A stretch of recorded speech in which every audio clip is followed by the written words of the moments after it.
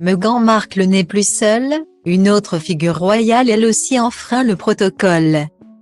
C'est une nouvelle qui avait réjoui le clan royal et la famille Ferguson.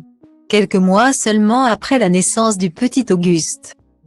Premier enfant d'Eugénie d'York et de son mari Jacques Brooksbank, sa grande sœur Béatrice mettait elle aussi au monde son premier enfant en septembre 2021. Une petite fille prénommée Sienna. Et comme Meghan Markle à l'époque de la naissance d'Archie, elle n'avait rien suivi du protocole imposé pour les Royal Babies. Pas de présentation officielle devant la Landau Wing, maternité de l'hôpital St Mary de Londres où les futures mamans de la couronne accouchent en temps normal.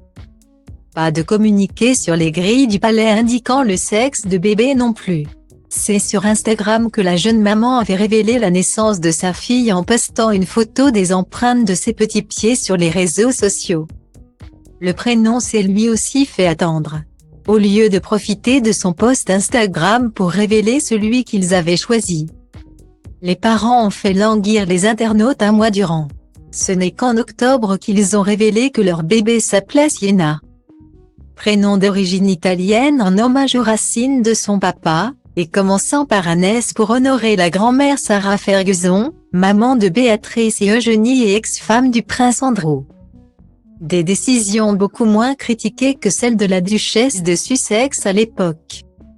Si la princesse Béatrice ne s'est pas fait taper sur les doigts pour son manque de partage avec la communauté de fans de la monarchie britannique, Meghan Markle a eu droit à un tout autre traitement. Il faut dire qu'en qualité de membres actifs de la couronne, les fans s'attendaient à ce que Meghan et Harry en dévoilent un peu plus sur leur premier enfant le jour de sa naissance. Non seulement, ils n'ont pas eu droit à la traditionnelle séance photo de couple sur le perron de la maternité comme ont pu le faire par le passé Kate Middleton et le prince William.